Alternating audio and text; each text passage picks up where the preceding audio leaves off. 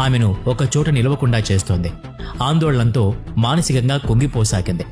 ఇక ఇది మార్గం కాదని భావించిన రాధ ఎవరికీ చెప్పకుండా ద్వారక విడిచి వెళ్లిపోతుంది. కొద్ది కాలానికి రాధ తనకు అంతిమ సమయం దగ్గర పడిందని అర్థం చేసుకుంటుంది. అప్పుడు కృష్ణుని తలుచుకుంటూ తనకిచ్చిన వాగ్దానాన్ని గుర్తు చేస్తుంది. రాధ మానసిక ఆర్తి వినగానే కృష్ణుడు పరుగున వస్తాడు. రాధ దీనస్థితిని చూసి చలించిపోతాడు.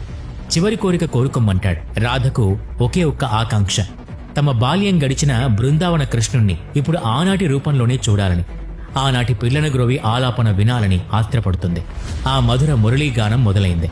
ఇద్దరి కన్నుల్లో ప్రేమానందం కన్నీటి రూపంలో ద్రవించసాగింది. ఆ వేణుగాన శృతిలో రాధ ప్రాణవాయువు లీనమైపోయింది. రాధ కృష్ణుని ఒడిలో తనువు చాలించింది. ఆ బాధను, ఉద్వేగాన్ని భరించలేని శ్రీకృష్ణుడు తన వేణువును అక్కడే విరిచేశాడు.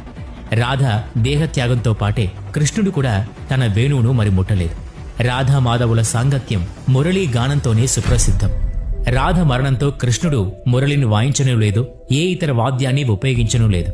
రాధాకృష్ణుడు ఒకే ప్రాణం ఉన్న రెండు శరీరాలు. రాధతోనే కృష్ణుడు, వారి ఆత్మలు మాత్రం ఒకటే. మధుర భక్తి నిదర్శనం రాధ ప్రేమతత్వం.